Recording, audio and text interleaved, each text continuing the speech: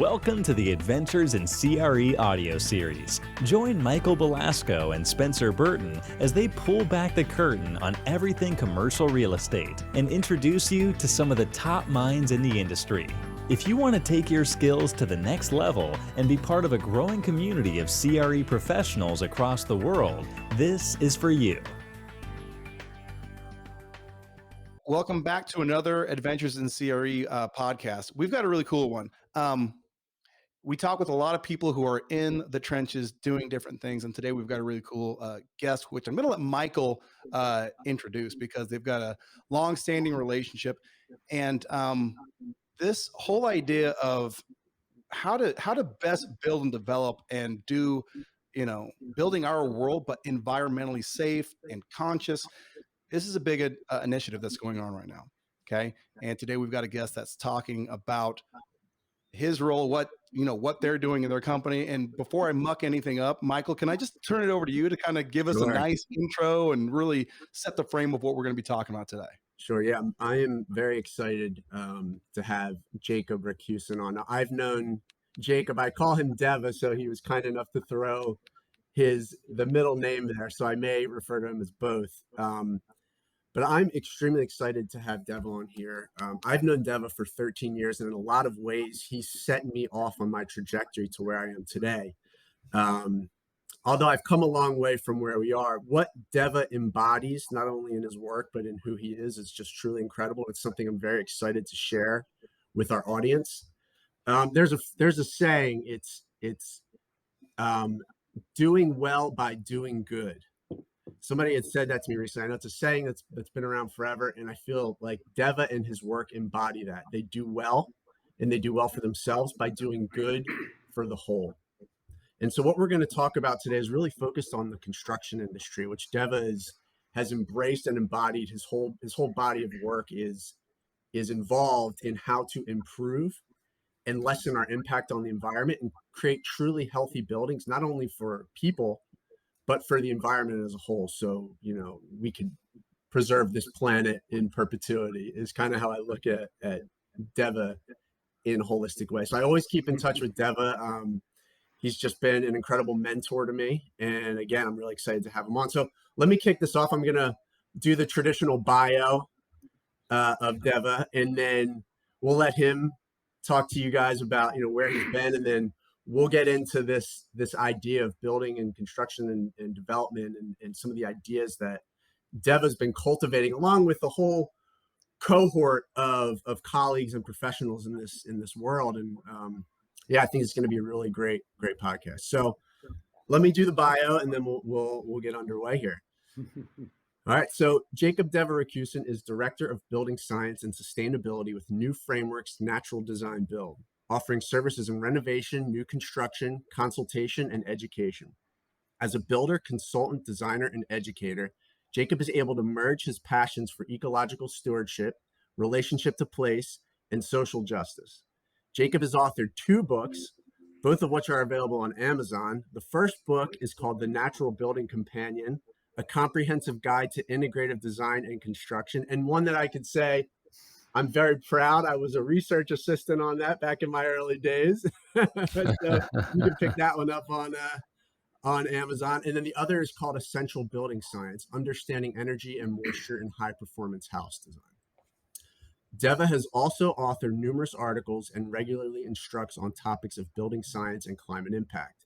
An active member of the Carbon Leadership Forum, Jacob is engaged in code and policy development, professional training, and other initiatives supporting the transition to a more just industry. All right. So, Mr. Racusin, with that, I'd love to start off with your journey, and I know your journey is deep and it's profound. There's a lot there, but I would say just get into it. Tell us, where you've been, where you are today, and anything you might want to add that I might have missed out on. If you want to kick off that way, but I'd love to just turn it over to you and let us get familiar with you a little more. That sounds great. I'll try to give the sort of the Cliff's Notes version, and poke at the story as you see fit. Jump on in. So my journey to where I am today, I would say, from a professional standpoint, started Oh, geez. I guess I was around 19. Oh, no, I was 19. Started my family very early and was really inspired and motivated to learn how to develop safe, healthy shelter for my family. It was certainly born of necessity, but also I had been in the sustainable and organic agricultural world prior to that, and my relationship with my food source was really important and something that I found really inspiring and hopeful. And the next challenge was shelter, and so I kind of entered into this world as an owner builder. I took some classes at the Yes Tomorrow Design Build School in Vermont, which is where I ended up teaching the program that where Mike, you and I connected. And I'm going to call you probably Mike more than Michael because That's of fine. our We'll legacy share there. pictures too. I was gonna say we're gonna post some pictures of us back in the Absolutely. day. Oh, and actually, you mentioned the Natural Building Companion. There was a DVD that was associated with that book, a companion DVD that documented the project that we built that summer. So That's you right. may Yeah. well have some cameos in that DVD if you really want to get into the archives and get some deep cuts on the internet there. But anyway, so I started as an owner builder, did some initial classes. I'll be honest, I was super intimidated to jump into like a construction site. I was a total performing arts nerd as a kid. I was definitely not the um, I did not fit the conventional archetype of a rugged, super like machismo construction guy, and I just found that whole world really intimidating. And so I got into the world of natural building from kind of a few different angles. One of which was the materials seemed really accessible and like kind of DIY scale, which at that time, the sort of the late 90s, it very much was still a predominantly DIY world that a lot of these natural and alternative materials lived in. Also, the ecological benefits, that was a driver for me, and then the indoor air quality and toxicity elements was really important. My wife is very chemically sensitive, and so there was very little on the market that we could afford that checked all those boxes, and I had a deep passion for trying to understand how to provide sustainable shelter, and so that led me in the path of being an owner builder. About halfway through the building process, I realized I actually enjoyed it, particularly when I got into working with straw and clay and working with timber as well, and sort of fell into a path of initially as a sole proprietor, kind of jumping in with other folks working with similar timber framing, natural plastering, clay and lime plastering, straw construction, earthen construction sort of teams in our region. And then within a few years, that really consolidated focus. I joined with Ace McCarlton at New Frameworks, which is where I am today. That was maybe sort of the mid 2000s or so. We were working alongside and around each other, and then I joined formally very shortly thereafter, after Ace's initial business partner left. So from that point forward, we built up New Frameworks. Initially doing custom single-family detached residential new construction using sort of deeply sustainable materials and very high craft natural building approaches. So kind of high-end single-family residential green building. And then kind of a couple things happened at the same time. We were starting to realize that while we were hitting a lot of our ecological goals in terms of the materials we were using and the quality of the environment we were creating in these homes, our impact was quite limited because there's only so many of those a year that you can build. A lot of our sort of social equity goals were not being met because there's a very narrow realm of clients that could afford our services. We weren't able to afford our own buildings or build for our peers and in our own communities. And then the recession hit. And so we sort of took that opportunity to pivot a little bit, and I got trained up as a BPI contractor doing energy retrofits and weatherization and that whole work.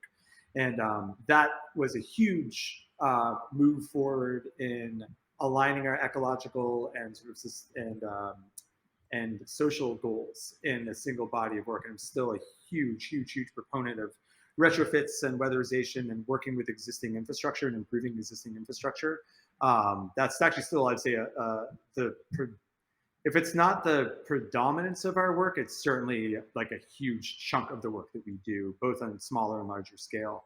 I was a little, I'm not surprised, but I realized pretty quickly that, oh, wow, it's not like a bastion of like super visionary progressives in that world. It's like, contractors in another field, like any other field. And so clearly there's still a lot of work to do around kind of not just raising the bar of the quality of the work that we do, but a lot of it for me, and this translates through all of the work, has been raising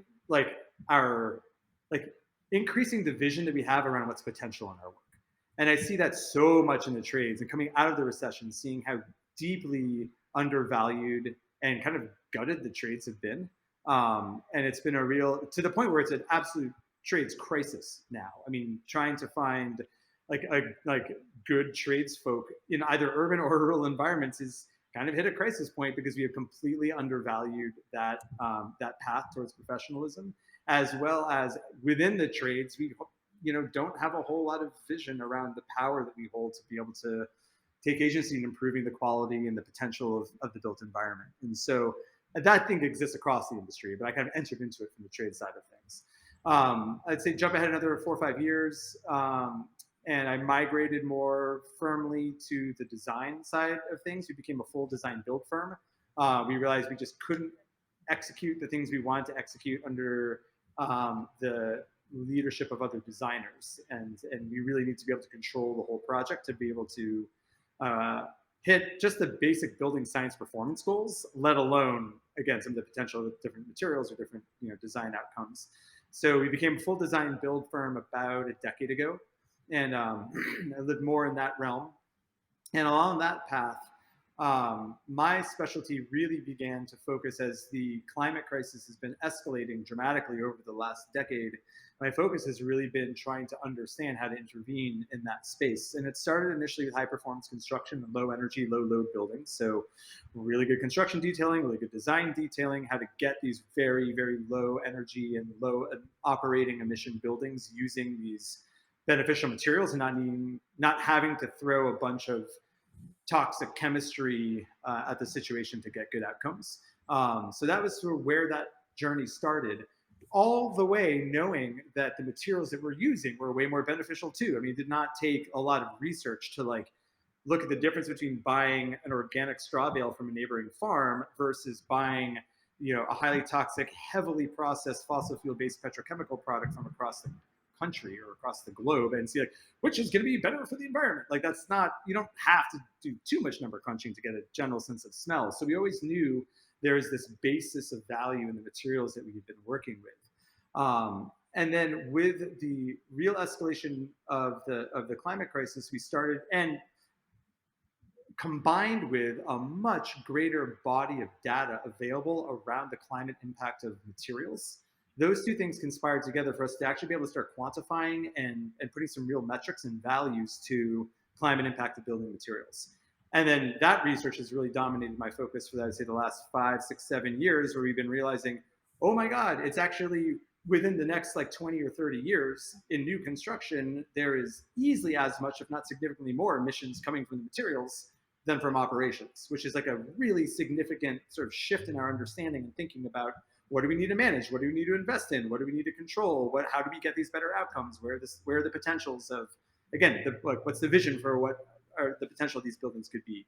And so kind of zooming up to the current moment, I'm kind of bypassing a whole bunch of stuff, but I'm just gonna kind of cut to the chase here because I've been talking for a minute. So New Frameworks is now, we've grown to a full worker-owned cooperative, which is really a big part of identity and a kind of a critical part of the actual content of our work, is sort of democratically organizing how we conduct the work and having owners have the workers having an ownership stake in their work.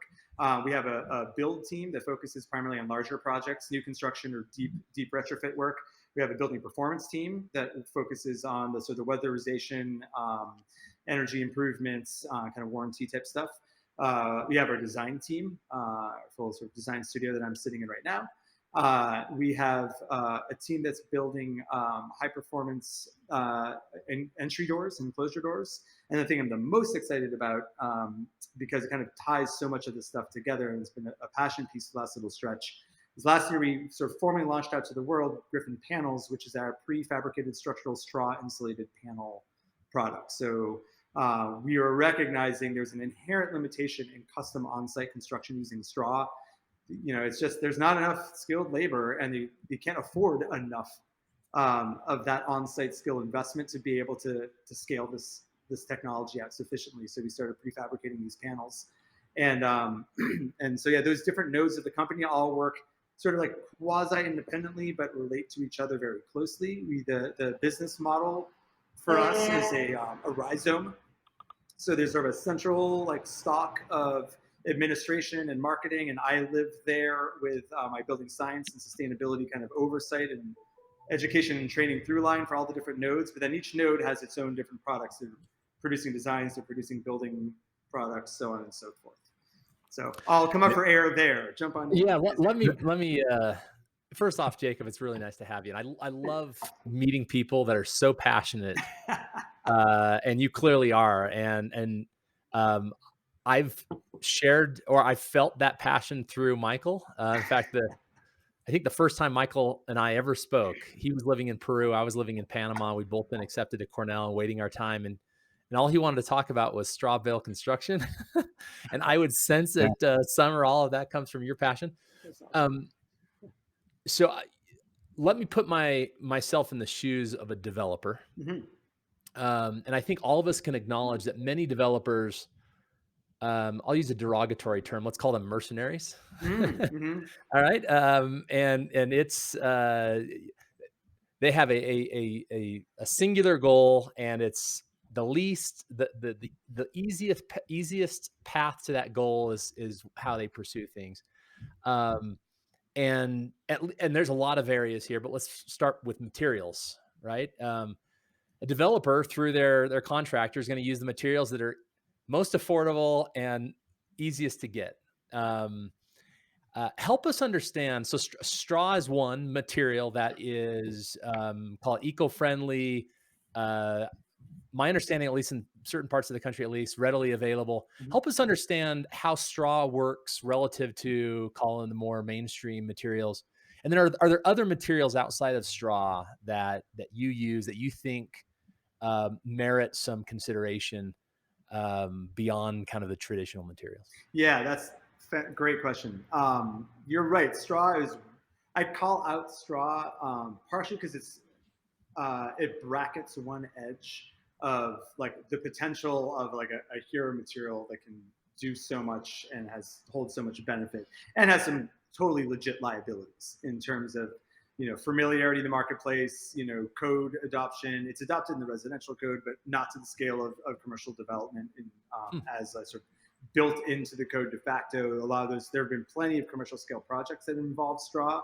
But there's an extra step in permitting, and depending on your code and regulatory environment, like it's going to be non-trivial. And so the newness of it, as well as the relatively low R per inch compared to other insulation materials, if you're looking for straw as an insulation material, definitely liability. And so I feel very strongly about not evangelizing for any one given technology. It's always about finding the right thing. So why straw though? Let's stick with straw just for a moment. Fair enough. Yeah. Why straw? So there are definitely drawbacks, but why do you prefer straw over, say, wood frame?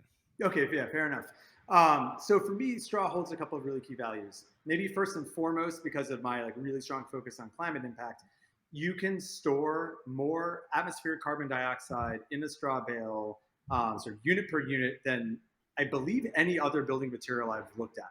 And I don't say that lightly because I just was part of a development team for a building carbon emission tool that just got released last week, the BEAM tool. So we've got, hundreds, if not thousands of different materials in there, and straw jumps out as like, if there's a hero technology that can absorb carbon dioxide out of the atmosphere, store it in a material that doesn't have all the complexities of like forest ecosystems to manage, it's an ag waste product that we can just like take it from a waste product and put it into a wall, and now this is how we get to carbon storing buildings. So that's like a big one for me. It's also incredibly non-toxic all the way on. You can throw formaldehyde chemicals at anything, but it is inherently an incredibly low toxic material, which holds great value relative to a lot of its common counterparts. And jumping out a little bit in scale, I get really excited about the opportunities for the AEC industry to be allied with other frontline land use industries like forestry and like agriculture. And I see we have billions of dollars of purchasing power that our industry leverages on an annual basis. And to be able to divert some of that towards supporting and promoting regenerative and sustainable agricultural practices is like an enormous amplification of the benefit beyond just what the material provides living in a wall. Yeah. So help us understand how it works. Yeah. I've already peppered Michael with these questions, so I know the answer. But I think for our listeners, they're going, straw. What do I just like pile it up and then use mud to hold it together? Like how does it actually work? How does it not fall over? You know, you got like the big bad wolf blowing over the straw house. Like how does it not? Like how does it hold up? And maybe these are simplistic questions, but help us understand. And then from a fire standpoint, like how are fire ratings of straw relative to the alternatives? So kind of talk us through like the logistics. Yeah, kind of like the straw 101. So I guess the first thing I'll say is straw is not only about insulation and wall assemblies. That's maybe where it's got a lot of its initial enthusiasm and visibility, and that's where we spend a lot of time with it. They're making MDF boards out of compressed waste straw now. You can buy wall paneling that's made out of compressed straw. It shows up in an increasing number of different types of products. I'm really excited about the MDF products that are being produced in Northern California. Literally, they've developed a manufacturing facility in the rice paddies of Northern California to take that waste resource and create MDF. It's like one of the least sexy materials you're going to put into a building, but it's freaking awesome when it's made out of this material and displacing stuff that's way more intensive to produce and involves formaldehyde-based binders and so on and so forth. So, but to pivot, answer your question a little more directly around the more commonly known version of straw as insulation and as wall or roof panels. The original formation of straw was back in the late 1800s, early 1900s in the westward migration, where they didn't have sod, they didn't have timber, they had prairie grasses that they baled and stacked up and built as migration shelters as they were moving west. And a lot of those buildings are now, a lot, but some of those buildings are still in existence today. And then those are rendered inside and outside with the plaster, basically pre-drywall. And drywall is literally the fast forward, X number of decades, instead of wet plastering, it's dry, pre-formed plaster panels that get affixed, which is essentially where we've jumped to. There's another step in between there with the modern straw bale movement, started in the U.S. in the Southwest in the late 80s, early 90s. That was in response to deforestation pressures, and also looking again at the relationship with the rice growing regions in the West and being able to use that material. A lot of those were structural walls. They were literally stacked up like very large masonry blocks. And we'd use varying forms of concrete or cement-based plastering as part of the structural, the structural skin. So it acts like a SIP. You can basically think of it as a site-built SIP panel, or somewhere between like a masonry and a SIP. When we adopted that more in the East Coast, we were doing a lot more non-structural applications. So a lot of it were SIP replacements around timber frames, where instead of wrapping timber frames with foam, we'd wrap them with these non-structural bale walls, which helped with snow loading, helped with a very wet climate where that straw is a bit more vulnerable. And then, so yeah, again, those were generally sealed with either a clay or a lime-based plaster. Works a lot better in our cold and wet climate in terms of moisture management. So, but similar, like a plaster render to seal the thing up, and then you can finish it any way you like. Jumping ahead to our contemporary use of it with panels. At that point, all of the structural work is being done by the framing within the panel, and the straw is essentially an insulation infill. It's not like, if you're familiar with double stud construction, maybe with a cellulose infill, this would be very akin, but we're basically pre-building those. And then in that case, most of our work, we've done some plastered panel jobs, but for the most part, they're dry panels. And so it'd be 1/2-inch CDX plywood on the outside for shear and enclosure, and then an airtight vapor variable membrane on the inside, and then you can fit out with whatever finish you want on either side. And so at that point, the straw has sort of migrated from serving a full structural role to an enclosure and insulation role to now, basically an insulation component within a structural panel. Interesting. Awesome. Yeah, and Spencer, as you know, I've talked to you. In fact, when I was in my undergrad, I did my senior project, actually, was at Deva's house. Is it still up there? It's still, oh man, feeding chickens in there this morning. Awesome. I want to go back because your career is I mean, there's a lot in straw bale building. You guys are doing a lot to bring this into the future. I want to talk more about getting people more familiarized with the larger body of work that you're doing. You had mentioned that you had developed this somewhat of a carbon measurement tool that you've put together. And can this be utilized throughout the commercial real estate? Why don't you give us a little bit of info on that and what that is, how people might be able to utilize that in their buildings and developments today? Yeah, thanks for that question, Mike. Yeah, and so the straw for me really does, it's my roots, it's my heart. I see it as a kind of a critical component. It's a critical tool moving forward in how we develop built infrastructure. It's just part of a much larger whole. So to speak to that larger whole, kind of from the climate standpoint, yeah, this tool I mentioned, I want to give big shout out to Builders for Climate Action, is the team that I worked with to develop the BEAM tool, BEAM, Building Emissions. Should know what the A stands for in materials. Anyway, so it's an online tool that one can use to map out what the carbon emissions are, so the climate impact is of the buildings, whether you're looking at just product comparison or whether you're looking at comparing different assemblies or looking at modeling out whole buildings. And so, yeah, check out Builders for Climate Action. Just do a Google search for that, or Google BEAM Estimator or BEAM tool. It'll show up.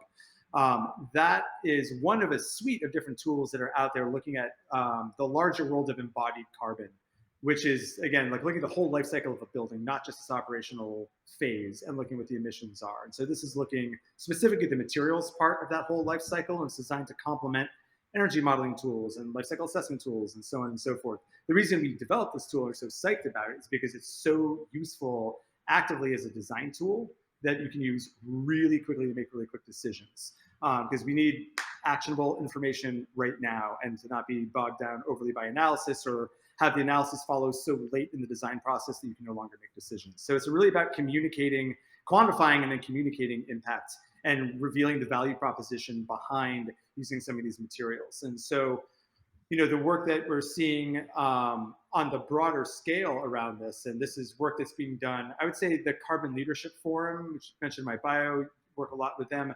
They're, I'd say, the international organization that is probably like, I would consider to be like the nerve center of like a global movement that goes across real estate, development, architecture, engineering, construction, small scale, large scale. They're kind of helping to facilitate and curate knowledge sharing across the entire global industry around this work. And sometimes that shows up as a straw bale and a very custom thing. Sometimes that shows up as tuning up the chemical formulation of a concrete mix and knocking 15, 20% of the emissions out of the building with like zero cost and really potentially no communication with the developer or owner if they don't care. And so there's like a number of different pathways in here that I would say, and the tool being, again, one of a suite of different approaches towards realizing actions and sort of delivered results.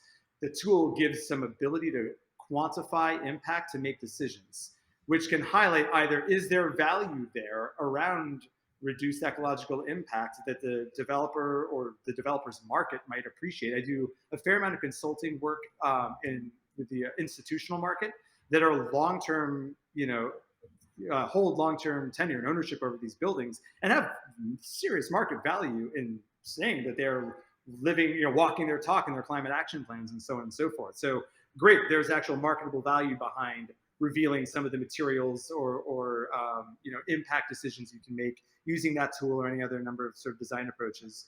And then there are the folks that like care nothing about it. There is no value proposition to be made around climate or ecological impact, but there's so much that can be done without any additional cost, or sometimes it can even reduce costs that are just like, to answer your earlier question, Spencer, if you're just doing the things that we've always been doing because it's easiest, like I get the business model that totally works on a quarterly basis. And as we're watching like the West burn, and we're watching like 100 million people within like a 6-hour radius of Vermont losing their, land due to like coastal erosion, I'm like, we can do that for like a minute.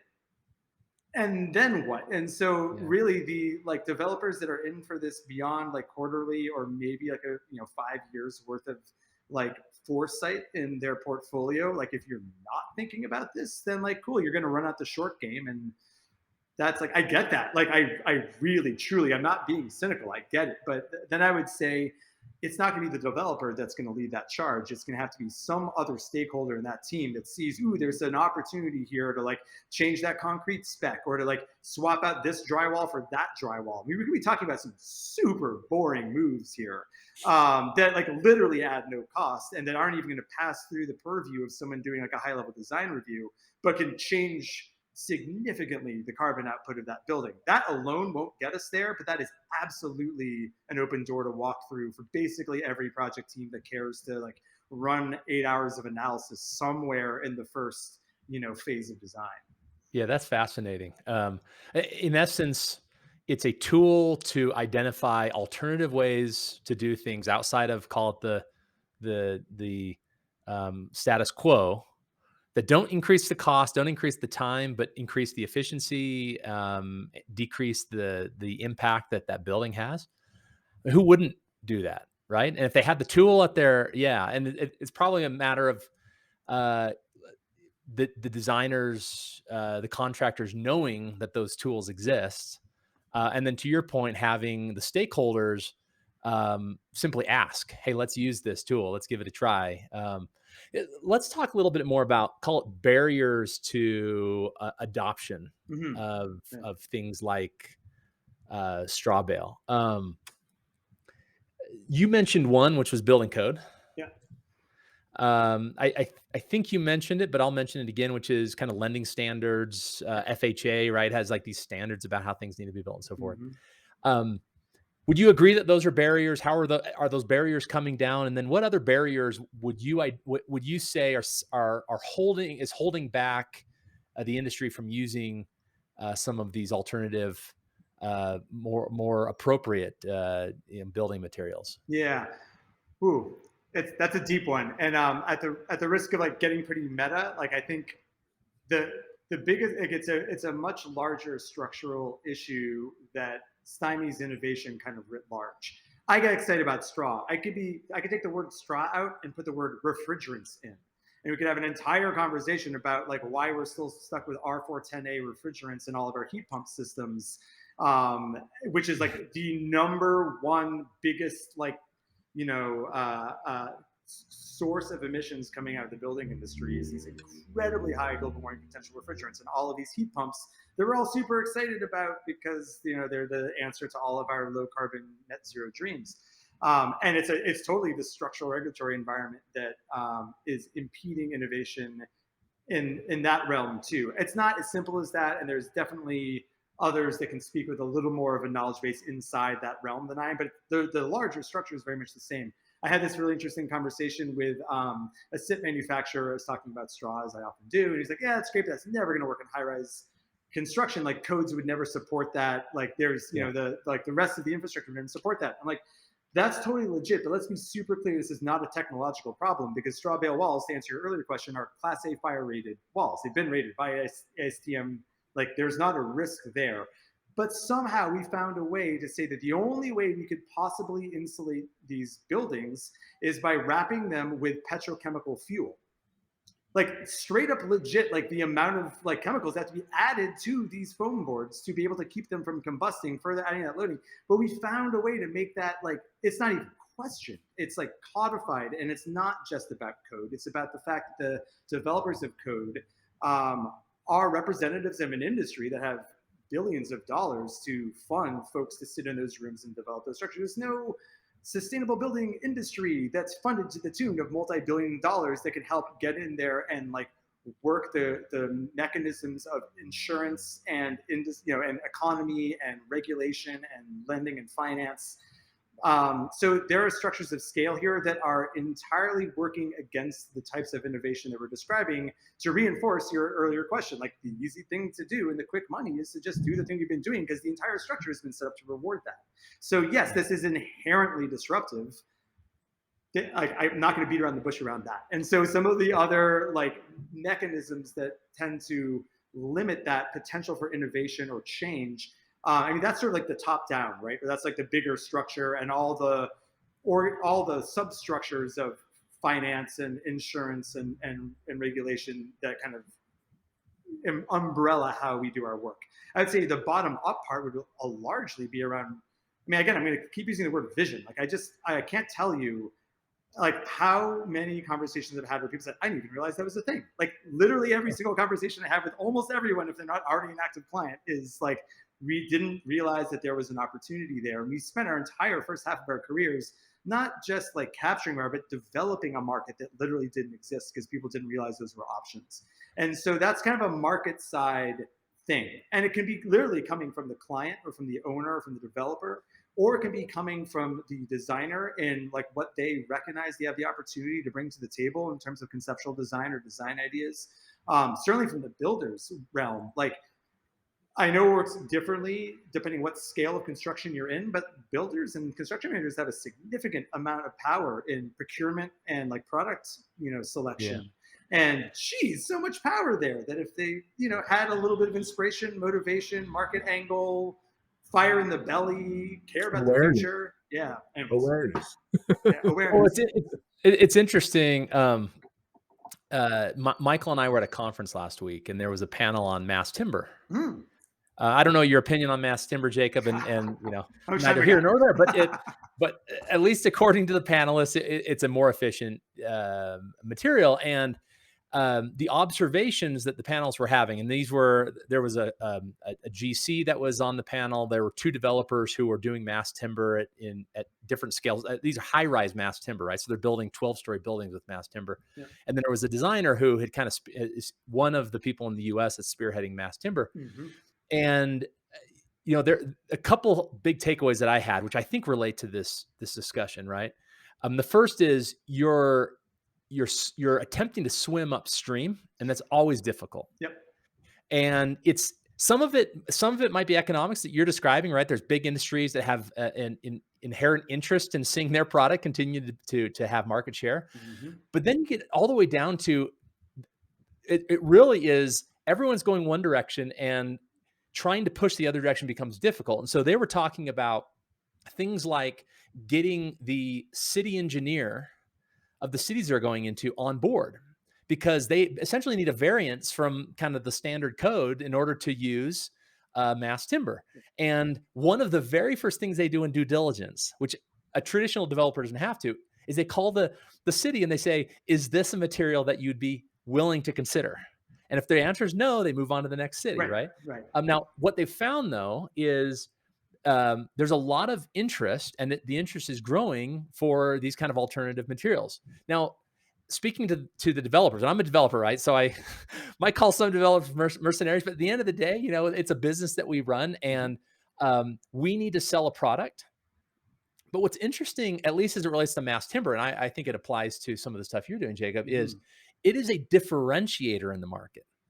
It's cool. And in a world where people want something a bit different, and this generation that's growing behind us, not just millennials, but the Gen Z behind them, they want something different. They're tired of the cookie cutter standard, right? And if you can deliver to them a product that's different, there's a profit motive there that just also happens to have the added benefit, which to you I know is incredibly important, and to many developers is important so long as the numbers pencil, right. of benefiting our planet. And these the mass timber, and I imagine it's a similar thing for some of the materials you're using. They're beautiful buildings, and it takes a little bit more time to build them, but in the end, you have a differentiated product in the marketplace that makes it easier to sell or to lease up. You just nailed it, and that speaks to that. Whatever statement I kind of threw in there around like if there's a value proposition there for the material, yes. Like you just named it. And what I get really pumped about with looking at it, because there's places to intervene in every single part of the building. I'm psyched to talk about mass timber and structure, but like that shows up in finishes. And I think actually finishes, I get really amped about in terms of the potential for some of this innovation, some of this disruption, unpacking the stack of co-benefits and values in those materials, because there's aesthetics in there, exactly to your point, in terms of the biophilics of timber or stone or plaster, these materials that are like let's be honest, like way more interesting and attractive than just like Yes. miles of like semi-gloss painted drywall. So Uh-huh. yeah, there's value there. There's value in the indoor air quality, which has like a host of different benefits depending on who your tenant is, for educational facilities to medical facilities to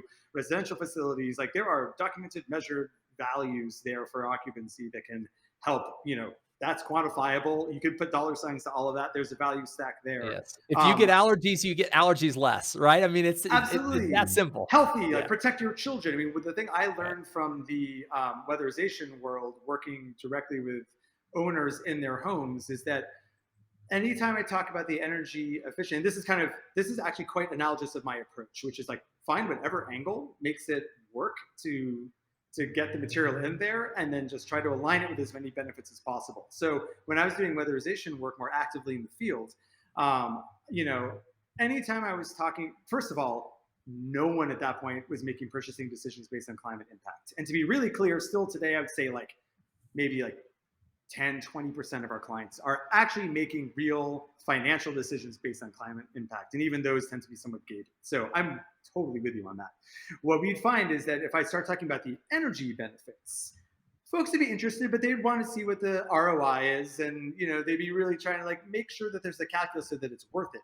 When I start talking about the fact that their buildings aren't going to rot and that the air is going to be healthier, and like, oh, my kid has asthma, like, oh my God, like no one's asking what the ROI is on whether or not like they are going to be healthy in their homes, right? And so that's the leverage point for that client in that market. And there is a leverage point for every market, for every client that will very likely align with the decision that will also have a beneficial climate or social equity impact as well. And then that's where our work is, in hiring a consultant or a design team that's literate in that to be like, cool, the program around this is like, this needs to be hip and different and aesthetic and vibey.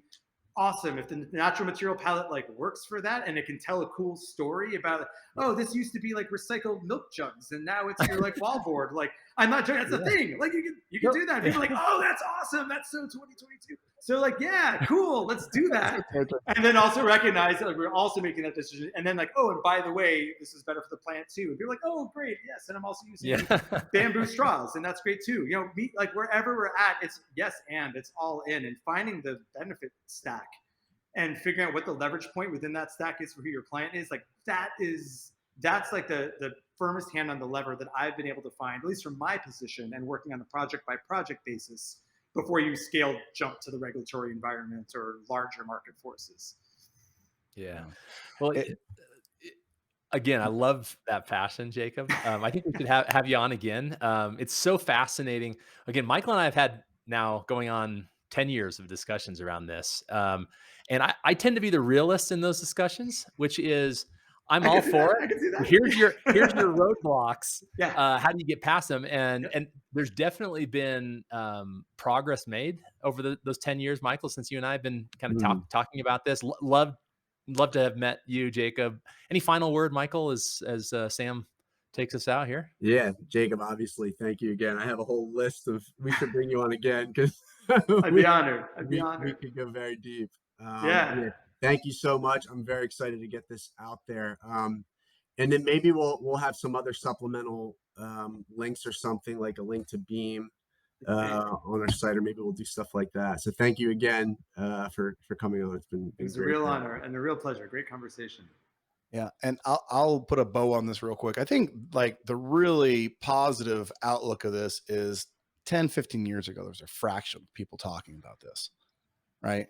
I think our last podcast, we talked about somebody who's hitting this, in a way, hitting a very similar thing by adding a new type of efficiency, right? Efficiency, environmental, like there's changes coming to construction that, these conversations were not even spoken of, just in the near recent history, just not too long ago. And so again, leading, lagging. So the leading behavior, there's a lot of this stuff happening and lagging into the future. I think ultimately that's going to, cause change to like what Spencer was saying, people saying, hey, I want to live in a place like that. Hey, I want that product. And there's, it's funny because there then becomes a monetary value exchange. And that's when, the free enterprise jumps in and says, okay, well, this is how we're going to monetize our value in the future. Yep. And now we have a monetary solution. So I think that's the positive side of this. I mean, there's a lot you could look at all the downsides of what we're doing right now that is damaging, but with everything that has been, done in the past, there's people looking at solutions. Okay. And they're vetting them and they're saying, okay, is this an actual solution or is this, a Band-Aid? And I think there's a whole bunch of solutions coming. And I think you're kind of, on that train. So thanks for being here. To the listeners or watchers, thank you for listening to this episode. We're going to have a lot of really cool show notes on this one. So head over to the website and we will see you on the next episode. Thanks for tuning into this episode of the Adventures in CRE audio series. For show notes and additional resources, head over to www.adventuresincre.com/audio series. Would you like to learn real estate financial modeling in a matter of weeks and do it with zero guesswork? If so, the A.CRE Accelerator is for you. The Accelerator is a step-by-step, case-based program designed to teach you exactly what you need to know and in the order you need to know it, so you can gain both the knowledge and experience to take your career to the next level. To see if the Accelerator is right for you, go to www.adventuresincre.com/accelerator.